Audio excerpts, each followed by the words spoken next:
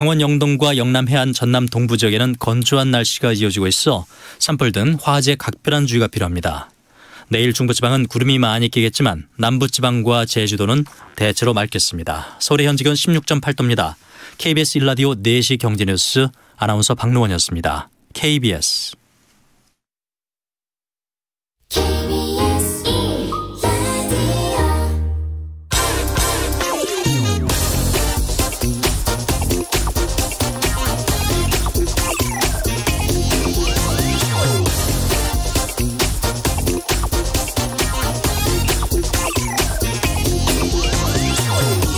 흥국생명이 국제금융시장에 발행했던 이 5억 달러 채권에 대해서 예정대로 상환하기로 다시 이 결정을 번복했습니다. 그러나 이제 와서 다시 상환하겠다고 한들 국제금융시장에서 한국산 채권은 이미 믿을 수 없는 상품이다, 이렇게 전해지고 있어서 폭락하고 있습니다.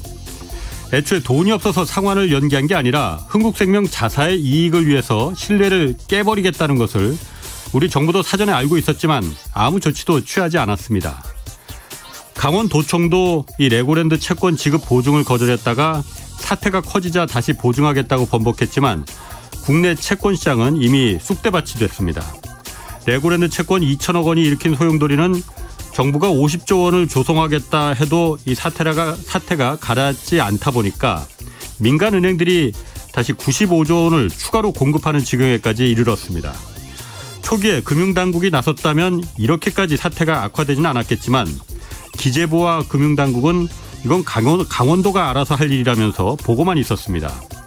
한치 앞을 알 수 없는 경제 위기 상황에 국가가 보이지 않다 보니 호미로 막을 걸 가래로도 막지 못하는 그런 상황이 이어지고 있습니다.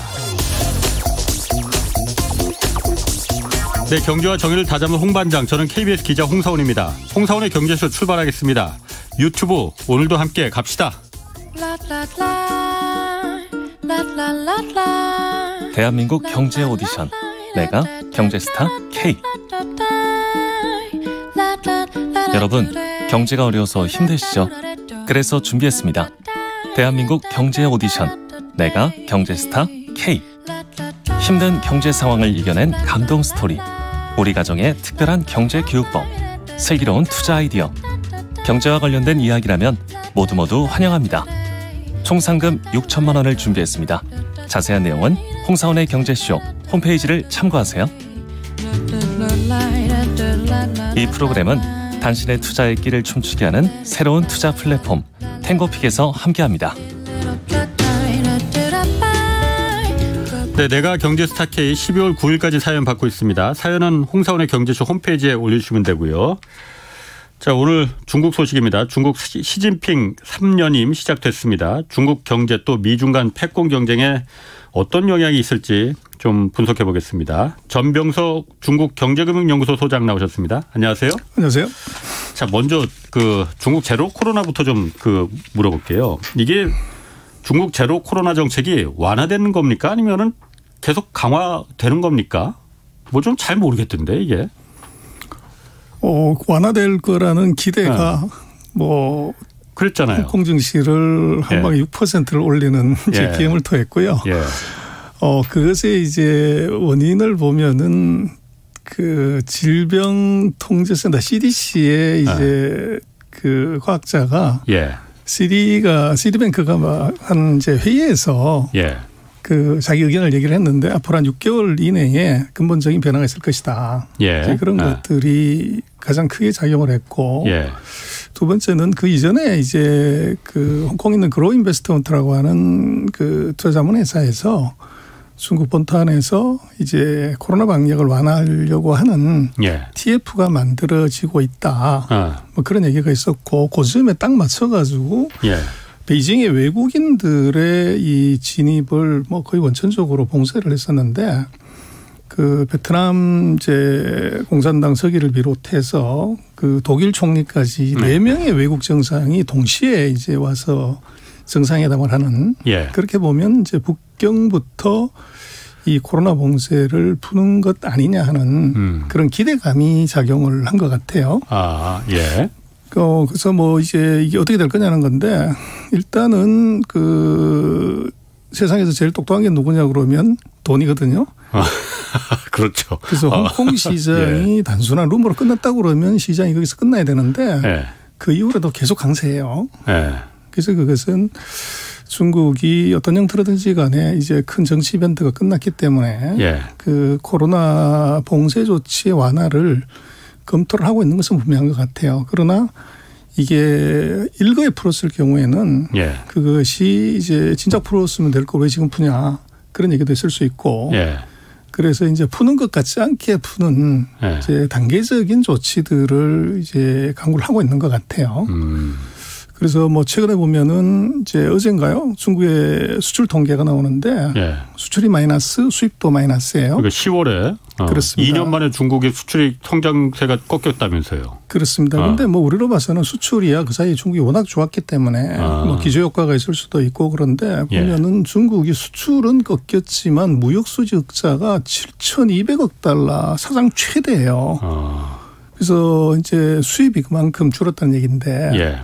그 수입이 0%가 된 게 정확하게 4월 달부터예요.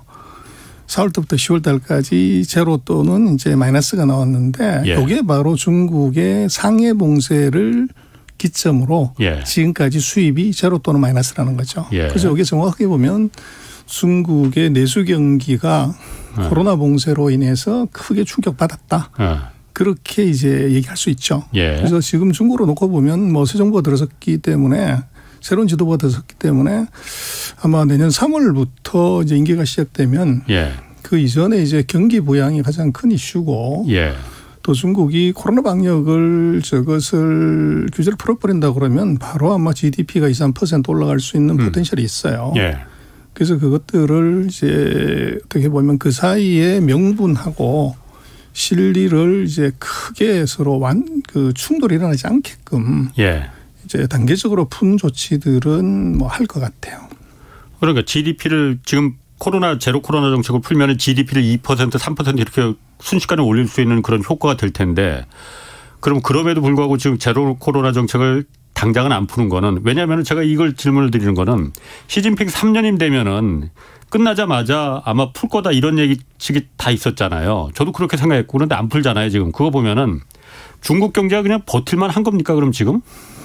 뭐 그럴 수 있는데요. 그래서 뭐 중국이 경기 무지 나쁘다고 하는데도 금년에 뭐 어느 예측치를보다도 3% 밑으로 보는 데가 없어요. 그래서 우리 한국이나 미국은 뭐 2%도 어려운데. 그렇죠. 그래서 말씀하신 견딜만 하다는 것도 있지만 그보다 근본적인 것은 이제 정치적인 이유가 더 클 것 같아요. 정치적인 이유. 그렇죠. 그래서 과거에 이제 5년 단위로 중국의 그 정치 권력이 바뀔 때 보면 항상 이제 뭐 쿠데타설이라든지 뭐 반정부 시위라든지 이런 것들이 항상 있었어요.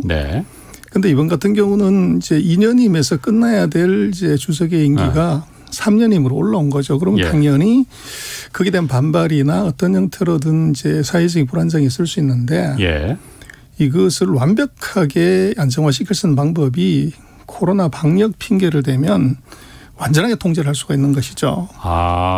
못 나오게? 그렇죠. 그래서 베이징에 뭐 군대가 진입한다 뭐 이런 얘기들이 과거에도 이제 5년 단위로 그런 일이 있지만 애초부터 이제 방역을 위한 이동 제한이 들어가게 되면 뭐 수도권의 군대 이동이라든지 대규모 인력의 이동은 있을 수가 없죠. 그래서 그렇게 되면 정치적 안정을 이 코로나 방역을 통해서 확실하게 얻을 수가 있고 그리고 이제 왜 그럼 이제 정치 이벤트가 끝나도 안 푸냐 그러면 추론할 수 있는 것은 이번에 이제 그 당대회 결과를 보면 뭐 7대0 그래서 시진핑의 이 패밀리들이 삭세를 했거든요. 그럼 어떤 형태로든지 이제 여타 정치 세력들의 반발이나 또 불만 표출될 수 있는데 이것도 마찬가지로 한 6개월 정도의 통제를 추적하게 되면 포기해버리는 거죠. 그래서 그럼 이제 얼마나 잘하나 보자. 이제 이런 식으로 이게 바뀔 수가 있기 때문에 아마 내년 3월 양회의 때까지는 이 현재와 같은 이제 통제를 조금씩 아마 지방 일부부터는 풀겠지만 오피셜리는 이제 킥고잉을 얘기를 하고 실제적으로는 아마 그런 정치적인 불안정 요소가 안정화될 때까지 이제 그때까지 유지할 것 같은데 그게 대략 내년 아마 3월 이후가 되지 않겠나 그렇게 추정은 할 수 있을 것 같아요. 아, 그렇게 들으니까는 납득이 되네요. 그러니까 네. 지금 어쨌든 무리해서 불만이 나올 수 있을 만한 그 결정을 했단 말이에요. 3년임을 한 데다가 그 7인 그 상임위원들도 네. 모두 다 시진핑 그냥 휘하의 사람들로 그렇죠. 다 채워버렸잖아요. 그렇죠. 완전 일종의 독재 체제가 구축이 돼버린 거잖아요. 그럼 당연히 중국에서 지금 옛날의 중국이 아닌데 그에 대한 불만이 있을 테니까는 그 불만을 표출하지 못하게 집에 꽁꽁 가둬놓는다 일단 한 몇 달 동안은. 그리고 나중에 한 3월쯤 되면은 코로나 이제 제로 코로나를 풀면은 GDP가 급격히 올라가고 경제가 좋아질 가능성이 높으면은 불만도 자연스럽게 해소될 거다. 그런 복선일 거라 이거죠. 가능성이 있는 거죠. 아, 그거 진짜 그럴 것 같네요. 제가 들어봐도. 저는 그래서 왜 안 풀까? 3년이면 됐으면 이제 다 뭐 풀만도 한데 경기가 우선일 텐데라고 했는데 그런 정치적인 의미가 있었겠군요. 자, 그러면은 그 3년임 된다다가 또 그 7인의 그야말로 주변에 원래 중국이 권력을 분산시키는 집단 지도 체제였었잖아요. 그게 지금은 집단 지도 체제가 아닌 상태가 돼버렸잖아요. 그냥 독재 체제가 된 거잖아요. 이게 그러면은 언제까지 지속될 가능성이 있습니까? 그리고 시진핑이 그럼 정말 영구 집권, 종신 집권을 하는 거예요? 그래서 이제 그것은 좀 봐야 되는데요. 예. 중국 같은 경우는 그 사이 5명의 지도자가 있었지만, 예. 뭐 형식상으로는 7명의 상무위원들이 거수로서 4대 3이 되면 이제 통과시키고, 예. 그 반대가 되면 부결된다고 하는 그런 시스템이었지만, 예. 실제적으로는 등소평, 장서면, 후진타오, 시진핑 모두가 예. 집권자의 의도에 완전히 반해서 뭐가 이루어진 적이 없어요. 그래서 이름은 집단 지도 체제였지만 실질적으로는 1인 체제였고 예. 그리고 이제 10년만 통치한 사람은 실제적으로는 후진타오 주석 1명이었고 예. 장쩌민 주석도 10년 임기 끝나고 나서 2년 동안 군사위 주석을 하면서 임기를 더 연장을 했고 또 예. 나머지 8년 동안도 자기 사람들을 이제 사법 뭐 정보, 보안 이런 쪽에 자기 사람을 심어서 실질적으로 거의 20년을 통치하는 예. 그런 이제 상황을 유지를 했던 거죠. 그래서 예. 뭐 등소평 마찬가지로 1인 체제였고 뭐 특평 마찬가지 이런 체제였고 그래서 후진타오 주석 한 사람만 빼고는 중국은 지금까지 10년 통치한 사람은 사실 없었다. 그보다 더 긴 시간을 통치를 했고 실질적인 이제 1인 체제였다. 예. 그래서 이제 이거는 뭐 이제 어디까지 갈 거냐는 것은 일단은 후계자가 있냐 없냐가 중요해요. 예. 그래서 중국은 후계자를 통상 5년 전에 이제 지정을 해서 5년 동안 트레이닝을 시킨 후에 이제 주석으로 그 임명을 하게 되는데 그것은 예. 뭐 후진타오 주석도 그랬고 시진핑 주석도 마찬가지였고 그래서 이번에 후계자 지정이 없었기 때문에 다음 기회에 후계자 지정을 한다고 하면 시진핑은 기본적으로 10년 하는 것이고 예. 다음번에도 지정을 하지 않는다고 그러면 최하 15년을 이제 통치한다고 봐야 되는 거죠. 예. 그래서 뭐 그렇게 되면 누계로 쳤을 때 이제 20년에서 25년의 통치 이제 이럴 가능성은 뭐 충분히 있다고 했는데 관건은 다음 2027년 당대회 때 이제 후계자라고 하는 것은 국가부주석, 이제 당교 교장 그리고 이제 그 정치국의 제1서기 요 세 가지를 같이 겸임하는 사람이 나오게 되면 그 사람은 이제 차기의 대권 주자입니다. 그게 후진타오 때도 그랬고 시진핑 때도 그랬고. 그래서 지금의 관전 포인트는 이번은 어차피 지금 이제 임명이 된 7명의 상무위원은 예.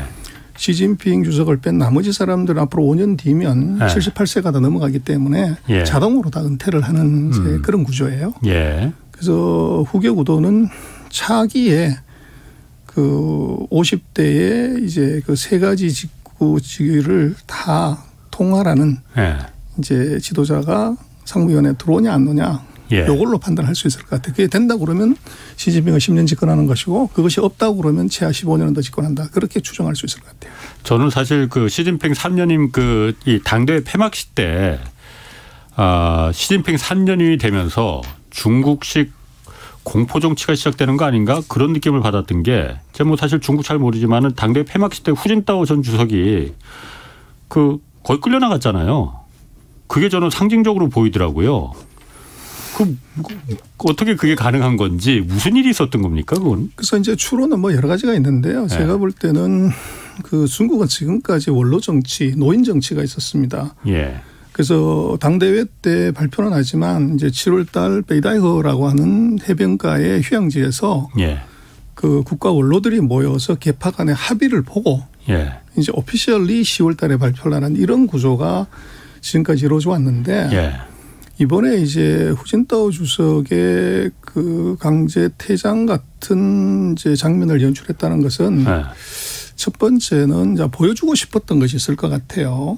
그래서 그것은 뭐 이게 전 세계가 다 보고 있고 또 어떤 형태로든지 간에 십사하게 이제 민들이 볼 수 있는데 그것의 의미는 첫 번째는 원로 정치는 끝났다. 그러니까 누가 보여주고 싶었던 거예요, 그럼? 후진타오가 아니면 시진핑? 시진핑 주석이. 그걸? 그렇죠. 그래서 거기서 보여주고 싶은 것이 지금까지 왔던 아마 보시면은 그 화면에 보면 그 앞줄에 쭉 앉아 있는 46명인가 45명인가의 사람들이 있어요.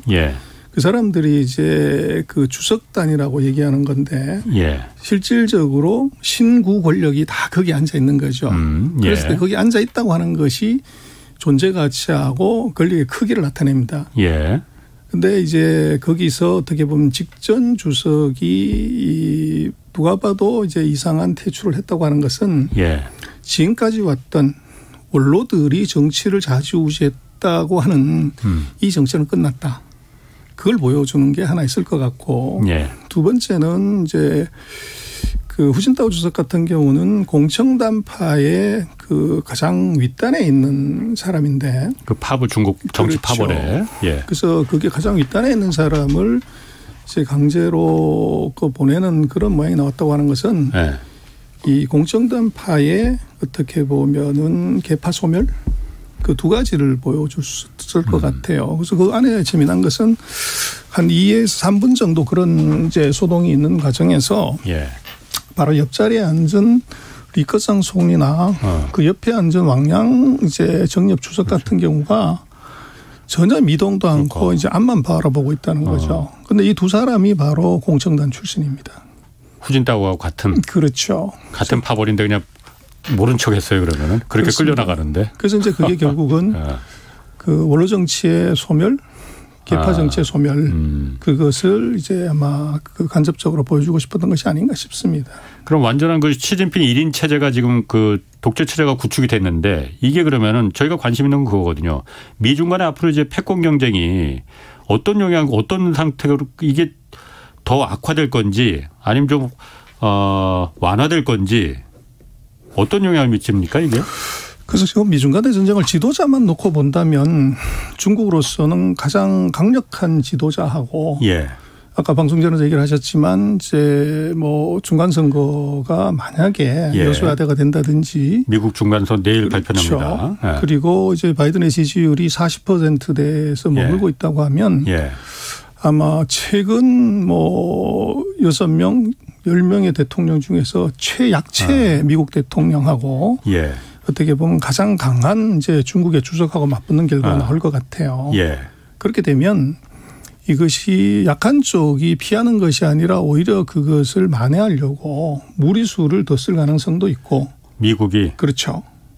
약하기 때문에 보여줘야 되는 것이 있고 반대로 중국은 절대 권력을 가진 이제 지도자 입장에서는 이것이 이제 체면이 손상되는 것은 용인하기 어려운. 그렇죠. 그래서 강대강의 이제 이 충돌이 나올 가능성이 오히려 있을 것 같아요. 그래서 그냥 뭐 바람직한 것은 그 미국이 어떻게 보면은 내부 정비를 통해서 조금 시간 여유를 가지고 미중 충돌을 완화시키는 것이 좋고 중국 역시나 목이 졸린 상태에서 조금 여유를 갖는 그런 이제 한 발짝 뒤로 물러서는 것이 서로 윈윈의 게임인데 뭐 정치라는 것은 뭐 실리보다는 명분이 정치는 더 중요하기 때문에 지금 최약체의 대통령하고 어떻게 보면 중국으로 보면 가장 이제 강한 주석의 등장이 아마 미중 관계는 오히려 더 내년도에 그 강한 충돌이 일어날 수 있는 가능성이 있을 것 같아요.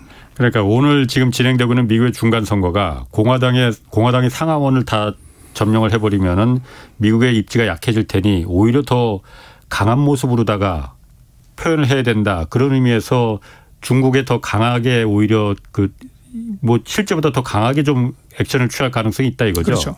그럼 만약에 미국이 뭐 아직 선거가 지금 뭐 각축전이라서 결과는 예단하기 힘듭니다. 그런데 만약에 민주당이 상하원을 예를 들어서 좀 바이든이 의미 있는 성과를 거뒀다 하면은 그런 경우에는 어떻게 될까요? 그렇게 되면 아무래도 이제 뭐 강자의 이유가 있을 수 있겠죠. 예. 근데 그게 이제 뭐 상하원 중에 하나만 잃더라도 예. 그 미국의 시스템상 이 행정부의 법안이나 정책이 예. 다 브로킹이 당하는 그런 상황이기 때문에 예. 그래서 지금까지 나온 상황을 놓고 보면은 뭐 하원은 뭐 공화당이 당연히 이기는 것 같고 상원마저 위태로운 그런 상황이라서 예. 아마도 이게 둘 다 이겨서 바이든이 강자의 여유를 갖는 그런 상황은 아마 내일 봐야 되겠지만 예. 아마 발생하기 어렵지 않은가 싶습니다. 지금 그 유튜브 댓글 보니까 시진핑이 사우디도 간다는 얘기가 있어요. 사우디는 왜 가는 건지 그걸 좀 해설을 해달라고 요청이 들어왔네요. 그래서 그 중국이 이번에 보면 예. 그 공산당 당대회의 72페이지짜리 보고서를 시진핑이 읽으면서 예. 국가 안전이 중요하다 이렇게 얘기를 해요. 그런데 예. 국가 안전에 중요한 게 세 가지가 있다. 예. 첫 번째가 식량, 두 번째가 에너지, 세 번째가 중요한 산업의 공급망이다. 두 번째가 바로 에너지가 들어가 있어요. 예. 그래서 에너지는 뭐 당연히 석유인데 예. 중국이 과거에는 이제 공업화 단계가 낮았을 때는 뭐 석유 수입 의존도가 한 50%였다가 지금 거의 75%, 80%까지 올라왔어요. 예. 그리고 거기에 지금 최대 그 수입국이 사우디입니다. 그런데 지금 사우디가 묘하게도 미국과 지금 갈등 관계에 있고 그렇죠. 지난번에 바이든 대통령이 이제 사우디를 방문해서 증산 요청을 했지만 사우디 왕세자가 이런 지하에 거절을 했죠. 예. 그래서 이걸로 놓고 보면 중국으로서는 미국을 거절하는 사우디는 적외적은 뭐 가장 좋은 친구가 될 수 있기 때문에 예. 그런 외교적인 그 액션이 하나 있고 두 번째는 최대의 석유 수입국이기 때문에 이 석유 공급망의 안전 측면에서 예. 이것이 어떻게 보면 외교를 강화할 필요가 있는 거죠. 그래서 그렇게 놓고 보면 중국이 그 얘기한 식량, 석유, 공급망. 그래서 두 번째로 국가적으로 중요한 사안이기 때문에 예. 이제 사우디를 방문하는 것 아닌가 싶습니다. 그리고 사우디 방문하기 전에 지난 4일에 이제 시진핑 3년임 된 다음에 독일의 숄츠 총리가 중국을 방문했잖아요. 이게 코로나 이후 서방 지도자가 방문한 건 처음이라고 하는데 독일 약간 좀 뜬금없다는 생각도 좀 들거든요. 독일하고 중국 어떤 의미가 있습니까? 일단 독일은 왜 간 거고 중국은 독일에 방문해서 어떤 이득을 취할 수 있는 건지. 그래서 이제 그게 결국은 뭐 정치인들의 경우들은 예. 그 정치적 이익이 무엇보다도 중요하죠. 예. 그래서 미국이 나토 지역 그 동맹을 강화하면서 1차적으로는 러시아를 견제하고 이제 중국이 구조적인 위험이라고 정의까지 했는데 예. 유럽의 뭐 최대 맹주인 독일이 그걸 쌍무시하고 중국을 방문했다는 것은 한마디로 얘기하면 의리는 별 볼 일 없고 돈이 더 중요하다. 예. 그래서 의리보다 돈이다. 이런 공식이 성립할 것 같아요. 예. 그래서 뭐 중국 같은 경우는 뭐 유럽이 굉장히 중요한 지역이지만 예. 독일로서는 중국이 최대 수출국입니다. 그래서 2014년 이후로 최대 수출국이 독일이고 이 뭐 지금 슐츠 같은 경우는 메르켈에 비하면 뭐 지지율이 형편없죠. 그렇죠. 그래서 정치적인 입지가 너무 낮기 때문에 지금 그걸 올릴 수 있는 방법은 이제 이것은 경제를 어떻게 리커버하냐가 관건이지 다른 정치적 액션은 의미가 없는 거죠. 그래서 예. 중국의 협력이나 도움이 절실하기 때문에 예. 이것이 필요했고 예. 중국의 입장에서는 그 3년임을 했을 때 그 세계적인 지도자들의 축하나 방문이 그것이 이제 14억 인민들에 보여주는 이제 굉장히 중요한 시그널이 될 수 있어요. 예. 그래서 미국이 오면 좋겠지만 미국은 아무 생각이 없고 절대로 안 할 거고 거기에 이제 딱 걸린 것이 바로 독일이라는 거죠. 예. 그래서 독일은 유럽으로 놓고 봤을 때 최첨단 기술 가장 이제 어떻게 보면 기술력이 높은 나라가 독일인데 예. 지금 미국으로부터 기술 브로킹을 받고 있는 중국으로서는 독일과의 협력이나 이런 것들이 실질은 어떨지 모르지만 독일의 기술과 이제 중국의 생산 이것을 결합할 수 있는 이제 계기를 만들 수가 있는 거죠. 예. 그래서 환영하지 않을 이제 이유가 전혀 없고 예. 그러나 이게 어떤 의미를 갖냐는 것은 조금 다른 문제일 것 같아요. 예. 정상이 방문했는데 12시간 잠깐 들렀다 가는 방문을 과연 정말 그런 방문을 할 수 있냐? 그렇게 놓고 보면 이것은 독일도 정치적인 이유로 이제 방문을 했고 예. 중국 역시나 이게 얘기한 걸 보면은 구전동이 똑같은 거 뭐 서로가 다른 점이 있지만 이게 이익되는 것은 서로 나눌 필요가 있다. 예. 이런 정도로 마무리를 한 거예요. 그렇게 놓고 보면 이것은 굉장히 그 정치적인 액션이었다. 예. 그래서 둘 다가 서로가 이제 필요에 의해서 만난 것이고 저것이 실질적인 이제 이득이 뭐가 있냐는 것은 그것은 조금 퀘스천이에요.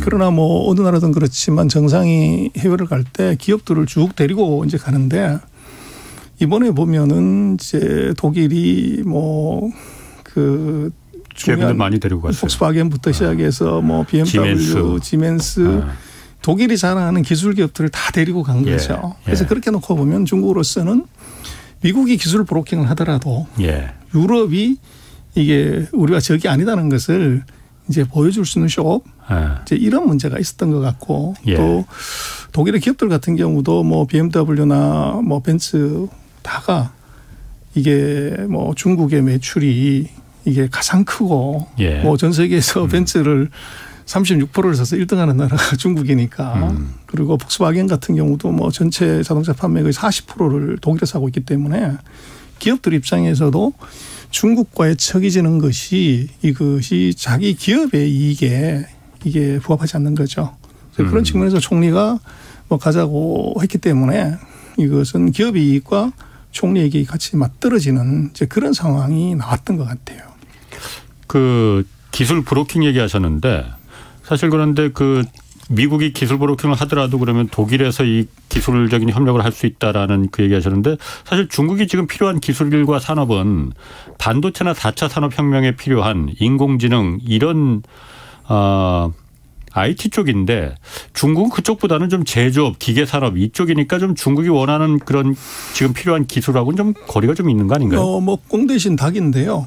그 꽁이 없으면 닭도 이제 의미가 있는 건데 문제는 반도체뿐만 아니라 사실은 미케닉스도 이게 엄청난 첨단이고 또 이제 지금 반도체에 들어가는 장비들의 많은 부품, 핵심 부품들이 이제 독일이 만드는 것들이 워낙 많은 거죠.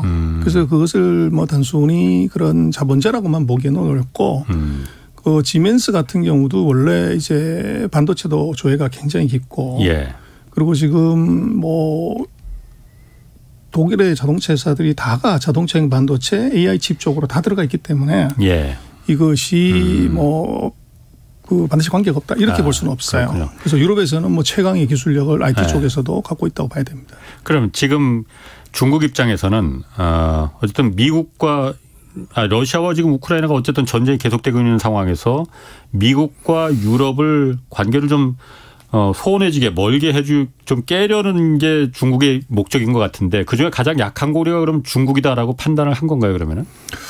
독일이 이제 거기에 들어와 있는 건데 뭐 제가 볼 때는 중국은 어부지리를 사실 했다고 보여져요. 그래서 독일의 내부적인 이제 문제, 그다음에 정치적인 문제, 경제적인 문제 때문에 뭐 이번에 슐츠의 중국 방문에 대해서는 유럽 전체가 비난하고 어떻게 보면 비판하는데도 왔다는 거죠. 그래서 그것은 뭐 약한 고리가 아니라 가장 강한 고리가 뭐 어떻게 보면 주도권을 쥔 나라가 이쪽하고 이 중국하고 이 악수를 했다는 것 자체가 이것이 쇼킹하죠. 거의 아마 제가 볼 때는 미국은 멘붕이고 나머지 유럽 국가들도 굉장히 당황스러웠을 것 같아요.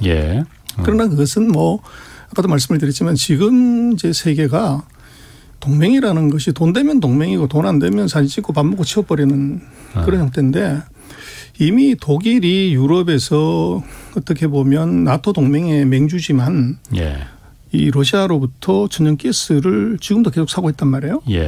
그리고 더 재미난 것은 프랑스 같은 경우는 이게 에어버스를 중국이 7월 달에 292대인가를 사주고 이번에 슐츠 왔을 때도 140대인가 170대인가를 이번에 또 사줘요.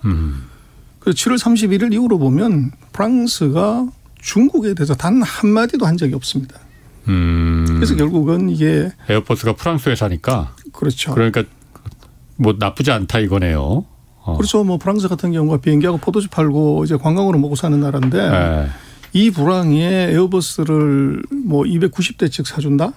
이것은 뭐 이게 동맹이고 뭐고 네. 이거 이제 쌍무시하는 거죠. 예. 그리고 그 아시아 인도태평양 쪽에서도 보면 미국의 4대 축 중에 하나가 쿼드 예. 동맹인데 무슨 동맹? 쿼드 동맹. 아, 쿼드. 예, 인도, 호주, 일본, 미국을 예. 이걸 연결하게 되면 중국이 인도태평양으로 나올 수가 없게 되는데 예. 그 쿼드 동맹의 서쪽 축인 인도가 예. 러시아로부터 계속 에너지를 사고 있는 거죠. 그렇지. 그래서 그렇게 보면 유럽의 맹주인 독일, 프랑스, 이 아시아 쪽에 인도 예. 쪽에 인도양 쪽에 맹주인 이 인도가 예. 미국의 동맹에 구멍을 냈다는 거죠. 그래서 이 얘기는 결국은 미국의 어떻게 보면 파워 이전 같지 않다. 그리고 이것은 돈 되면 동맹이고 돈 안 되면 이것은 그냥 친구로 끝나는 것이고 그리고 지금 상황을 놓고 보면 의리가 밥 먹여주냐 돈이 밥 먹여준다. 이것을 적나라하게 보여주는 것 같아요.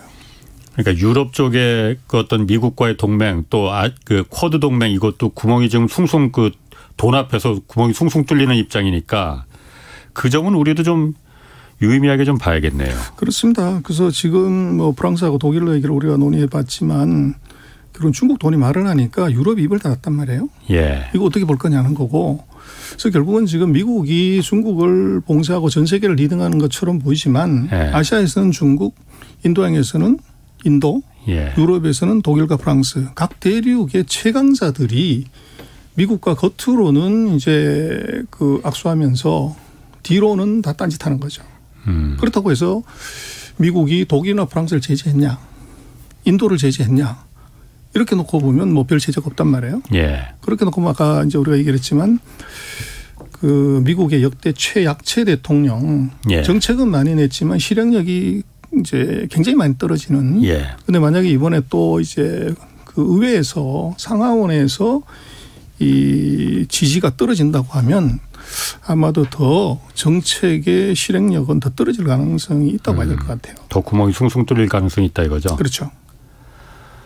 그 중국이 시진핑 3년임 하면서 대만 무력 침공 얘기 가능성을 그 내놨잖아요. 가능성 있는 얘기입니까? 이거는 실제로? 제가 볼 때는 별로 없는데요. 그래서 근데 왜 이렇게 겁을 주나? 예. 두 가지인데. 예. 전쟁이라고 하는 것은 입으로 하는 것이 아니라 예. 그 실력으로 하는 거죠. 예. 그래서 붙었다고 그랬을 때 누가 이길 거냐를 놓고 보면 대만과의 전쟁이 아니라 지금 미국과의 전쟁입니다. 그래서 예. 미국하고 대만은 이제 대만 보증법, 대만 관계법이 있기 때문에 예. 이 대만이 중국 본토로부터 무력으로 공격을 받을 시에는 미국이 자동 개입하는 조항이 들어있어요. 대만 관계법 있죠. 그렇습니다. 예. 그렇게 되면 이게 미국과 중국의 군사력을 보면 경제력으로는 뭐 중국이 70% 80% 얘기를 하지만 군사력으로 보면 30%에서 50%가 안 돼요. 예. 그럼 붙었다 그러면 이것은 뭐 누가 이길 건지는 뭐 답이 쉽게 나오고 그걸 알고 있는 중국이 한판 붙자고 할 수 있냐 그건 불가하다고 봐요. 그래서 그 이유는 뭐냐면 이번에 그 당대 문건을 자세히 읽어보면 그 양안 관계, 대만 관계에 대해서 한 챕터가 나오는데 거기 442자가 되는데 거기서 뭐라고 돼 있냐면 지금까지 중국이 얘기했던 거 그대로 리바이벌을 해요. 평화적으로 통일을 할 것이고 이 양안 관계는 일국양제 홍콩처럼 각자의 체제를 유지하면서 통일하는 것을 우리는 지지한다. 그런데 그게 뭐가 하나 들어가면 단서 조항이 하나 들어가. 단 이런 조건 하에서는 우리는 무력을 사용하는 것도 고려한다. 이렇게 돼 있어요. 그게 뭐냐면 외부 세력이 대만의 독립을 부추기거나 했을 때는 우리도 무력을 사용하는 것을 고려한다. 이렇게 돼 있어요.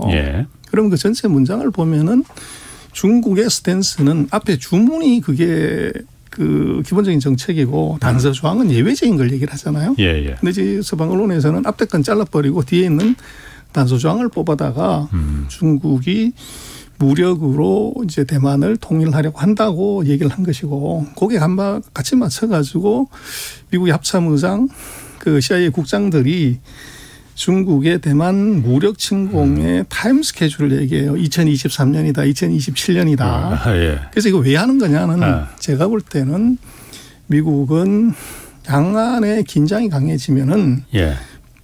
무기를 팔 수 있어요. 그래서 대만에 이건 무기 장사인 거죠. 뭐 대만뿐만이 아니고 한국, 일본에도 팔 수 있습니다. 뭐 그럴 수 있습니다. 그런데 예. 그 대만하고 관계는 이미 정기적으로 무기를 팔 수 있는 법안을 이미 만들었고 예. 미국이 중국이 대만의 무력 침공의 가능성이 커지면 커질수록 예. 대만은 당연히 무기를 사죠. 그렇지. 예. 그래서 그 사이 보면은 미국이 871억 불어치인가 지금 무기를 대만에 팔았어요. 예. 그래서 이것은 이제 무기 판매를 위한 장사 수옥이 좀 보인다 이렇게 보여지고 현실적으로 중국이 대만을 공격을 한다고 하면은 그것은 이제 상륙작전을 해야 되는 거죠. 예. 그래서 포로 날려가지고 드론으로 폭격할 수는 있지만 최종적으로는 깃발을 꽂아야 되는데 예. 문제는 이 중국의 해군은 상륙작전을 해본 적이 없습니다. 그래서 중국에 보면 역대로 물에 약해요. 한국을 공격했을 때도 보면 고구려 때도 보면 살수대첩에서 정천강을 하나 못 넘어서 예. 이제 안 됐고 그 고려시대 또 보면은 원나라가 강화도를 그렇지. 그걸 못 넘어서 예. 이게 정복을 왕을 이제 굴복을 못 시켰어요. 예. 그리고 일본이 미워서 대마도를 그렇게 뭐 이제 점령하고 싶었는데도 다 오바이트 하는 바람에 다 포기를 했죠. 그래서 중국은 물에 약해요. 그래서 지금 농담이지만 상륙작전을 해보지 않은 중국 그리고 뭐 이제 중국의 그 인민해방군 같은 경우 실전 경험이 없죠. 그리고 중국 인민해방군이 뭐 농담이긴 하지만 전부 외아들로 구성된 얘기를 하나밖에 안 났기 때문에 결정적이네. 가장 취약한 이제 군대다 뭐 이렇게 얘기를 하지만 어쨌거나 예. 지금 미국으로서는 대만의 이 침공이라는 것 자체는 예. 미국의 심장을 지금 내놓는 것이기 때문에 그래서 오나노 이하의 첨단 반도체를 대만에서 받는 상황에서는 대만이 공격받아서 TSMC의 반도체 공장이 부서지는 순간에 예. 미국과 중국은 같아진다. 예. 첨단 반도체를 공급받지 못해서 반도체 원시 시대로 돌아갈 수 있는 위험이 있기 때문에 예. 이것은 어떤 경우에도 이 미국은 이것을 방치하거나 그 사후적으로 처리한다 이럴 가능성은 거의 제로일 것 같아요. 그래서 뭐 미국의 상황 또 중국의 실력을 보더라도 지금 대만의 공격이라고 하는 것은 원문을 자세히 읽어보면 공격하겠다는 것이 아니라 미국이 공격하면 공격한다. 이제 이런 건데 그거는 아마도 이제 서방의 보도들이 조금 자극적으로 이제 내다 보니까 그것이 이제 중국의 진짜 의도인 것처럼 그렇게 조금 와전된 거 아닌가 싶습니다. 그 미국의 언론이나 이런 데서 자꾸 나오는 거 2023년 뭐 2027년 이렇게 구체적인 뭐 연도까지 나오고 그러는 거는 무기 팔아먹으려고 하는 거다. 뭐 그럴 수 있습니다. 충분히. 자 그러면은 시진핑 어쨌든 3년이 되면은 중국 경제가 중국 산업이 사실 지금 일대 그 전환기에 와 있는 거잖아요. 4차 산업혁명에서 한 단계 더 도약하느냐 마느냐 이걸 갖다 미국은 계속 견제를 하는 거고 중국 경제 시진핑 3년임 그리고 시진핑 1인 권력 독재 체제 완성이 중국 경제에 독이 되는 겁니까? 약이 되는 겁니까? 단기 호재 장기 악재일 것 같아요. 그래서 미국은 뭐 뉴욕타임스인가요? 거기서 그 시진핑의 3년임이 미국의 축복이다. 예. 땡큐라고 얘기를 했지만 그것이 이제 그 전제는 뭐냐 그러면 많은 서방 언론에서 이번 당대회를 계기로 중국이 이 사회주의로 다시 돌아가고 그리고 이것이 이제 폐쇄 경제로 돌아가서 예. 이 마오이즘 모택동의 이제 시스템으로 다시 돌아가는 것이다. 예. 그렇게 되면 이거 문제가 된다고 하는데 예. 지금 그 당대회 문건을 뭐 제가 풀로 다 읽어봤지만은 거기에 이 중국 특색의 사회주의 시장 경제, 소위 말하는 자본주의를 버린다는 얘기는 어디도 없어요. 그리고 폐쇄 경제로 간다는 얘기도 전혀 없고 한 챕터를 오히려 할당을 해서 대외 개방을 더 늘려야 된다. 예. 이렇게 나와 있어요. 이게 무슨 얘기냐면 중국이 지금까지 왔던 사회주의 시장 경제 체제, 소위 말하는 자본주의 플랫폼을 그대로 유지하고 예. 여기에 플러스해서 소위 말하는 이제 개발 독재가 이루어지는 거죠. 그래서 1인 체제 하에서 뭐든지 어떻게 보면은 속전속결로 할 수 있는, 그래서 뭐 중국의 이번 그 인선을 놓고 보면 경제 전문가가 전혀 없다. 총리는 지방에서만 근무했기 때문에 중화를 잘 모르는 사람들이 와서 경제를 개판으로 만들 것이다. 예. 이제 이런 추측이 많지만 제가 볼 땐 그것은 조금 이제 과한 해석이고, 예. 첫 번째는 이게 중국으로 놓고 봤을 때 우리도 그랬습니다마는 이 플랫폼이 바뀌지 않는 상태에서 어떻게 보면 이제 효율성이 가장 높은 자본주의 시장 경제 플랫폼 위에서 정책의 일관성이 그대로 들어가게 되면, 최근 예를 들어서 5년 같은 경우 중국은 예를 들면 총리하고 주석의 경제 정책에서 갈등이 있었어요. 예. 그래서 이것이 이제 좀 삐끄덕거리는 거 있었지만 이번에 총리는 뭐 시진핑 키즈이기 때문에 시진핑 같은 경우는 정무하고 외교 쪽에 신경을 더 많이 쓰고 경제는 전폭적으로 총리한테 밀어줄 수 있을 것 같아요. 그렇게 되면 경제 정책이 굉장히 이제 속도감 있게 진행이 될 수 있는 가능성이 있어 보이고, 그리고 이제 리창 같은 경우는 복건성, 저장성, 상해 이 지역에서 근무를 했기 때문에 이 지역은 뭐 중국 경제 거의 3분의 1을 책임지고 있는 곳이고, 이 지역이 중국의 민영 경제 또 반도체 같은 경우는 상해 지역에 가장 많은 기업들이 다국적 기업 포함해서 들어와 있고, 또 예를 들어 뭐 테슬라 같은 경우도 상해에 있거든요. 그래서 리창 같은 경우는 서방 세계 기업들과 가장 많이 교류를 한 이제 지도자라는 거죠. 그렇게 놓고 보면 오히려 이제 그 1인 체제로 인한 그 후유증 부작용, 뭐 절대 권력은 절대적으로 부패한다고 하는 것은 그것은 적어도 5년이나 10년 통치하고 나서 나타나는 것이지 1년 차, 2년 차에 나타날 가능성은 대단히 낮을 것 같아요. 오히려 이제 새로운 그 관리들이 집권을 했을 때 오히려 경쟁적으로 잘해보려고 이것이 어떻게 보면 정책을 더 열심히 하는 그런 효과가 나타날 것 같은데, 지금 IMF가 10월 달에 예측한 걸 보면 금년도에 중국이 한 3.3 정도 역대로 최저성장이지만 내년도 성장률을 놓고 보면 2023년 성장률이 2022년보다 높은 나라는 중국밖에 없어요.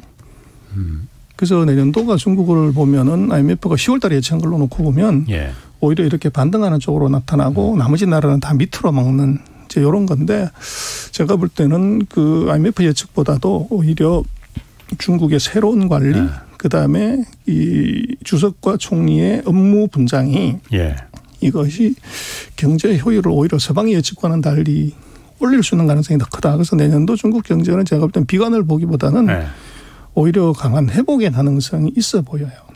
그런데 전통적인 지금까지 중국이 해왔던 그 산업 구조로 보면은 뭐 그럴 수도 있지만은 지금은 중국이 그 산업 체제를 이제 바꾸려고 하는 거잖아요. 고부가 가치의 산업으로다가 시진핑 같은 경우에 어쨌든 그 불만을 다 사귀고서는 그 집권 체제를 권력 독점 체제를 이제 독재 체제를 구성했는데, 여기서 어쨌든 국가 주도로 자, 내 밑으로 다 모여야 돼, 내 말만 다 따라야 돼라는 걸 더 강하게 요구를 해야 될 거 아니에요. 그러면은 당연히 국유기업 위주로다가 더 그 체제를 공고히 하고, 기존에 어떤 산업의 혁신을 일으켰던 민간 산업, 알리바바나 뭐 텐센트 이런 민간 그 이제 중국이 가고자 하는 그 4차 산업혁명의 핵심 산업들은 그냥 놔두겠느냐.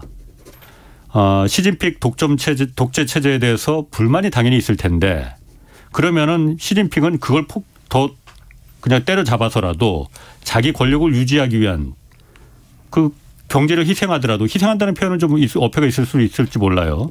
그냥 자기 권력을 유지하는 목적이 더 강하지 않겠느냐. 이런 의견도 있거든요. 뭐 충분히 그런 의견이 있는데요. 첫 번째는 중국을 보면 뭐 지금까지도 그랬고 국유기업이 한 GDP 한 64, 5%, 민간기업이 한 35에서 40% 정도예요. 그 중국에 주는 지금까지도 국유기업이었고 민간기업은 보였다 이렇게 볼 수 있고. 그러나 말씀하신 것처럼 민간의 창의하고 협력 없이 이것이 공동부유를 하거나 성장을 하기는 대단히 어려워요.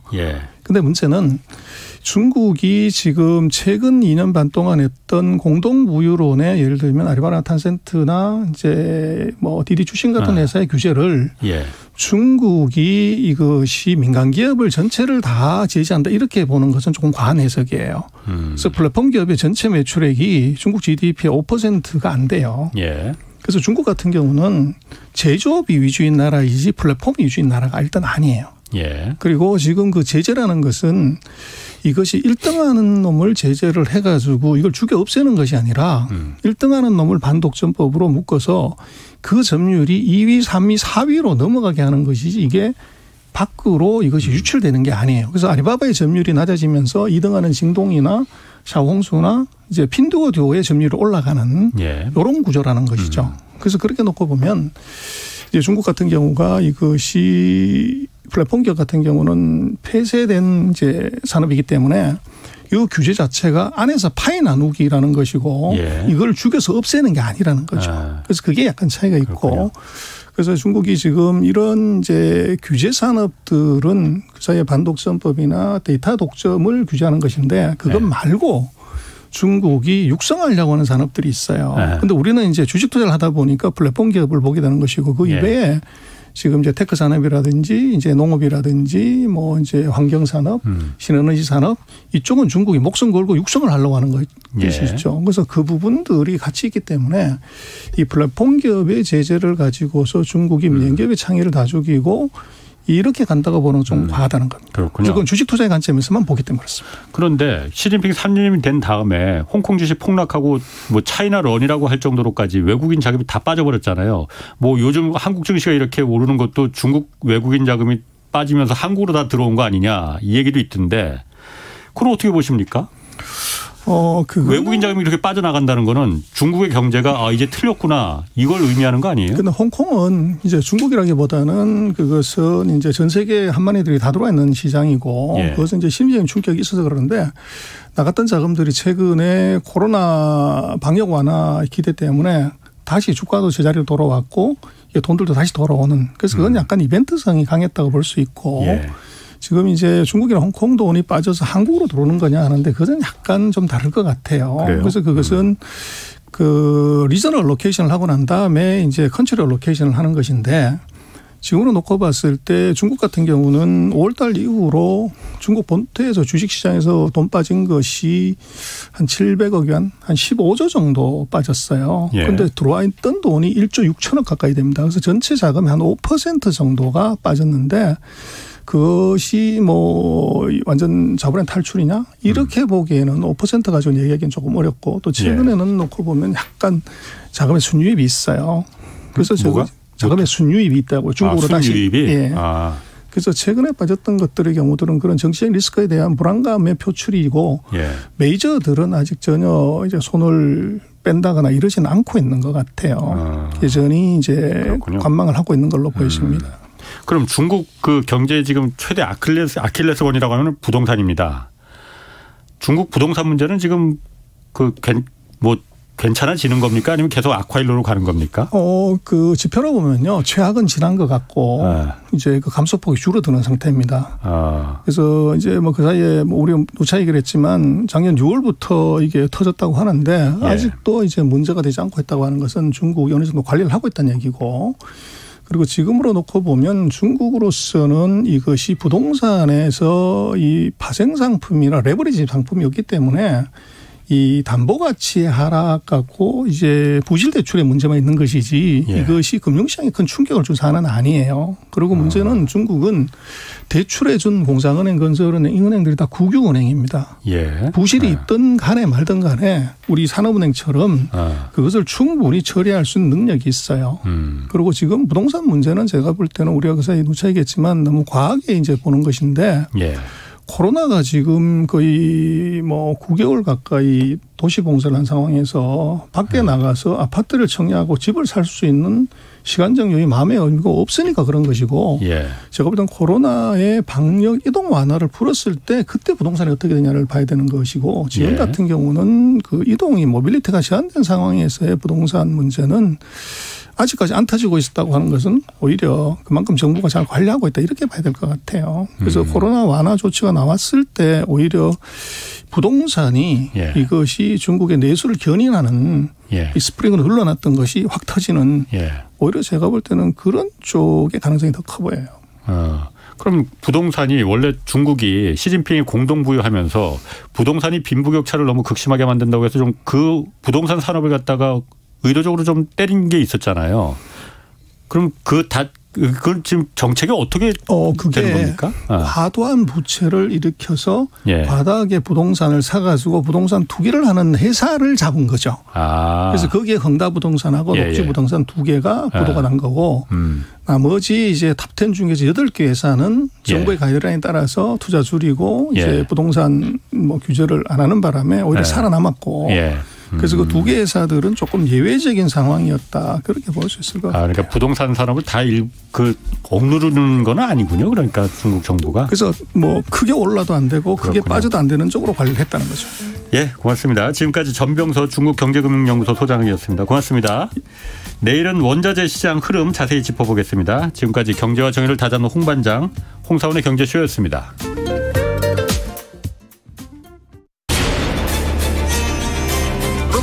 K-드라마 And the Oscar goes to Parasite. K-무비 K-팝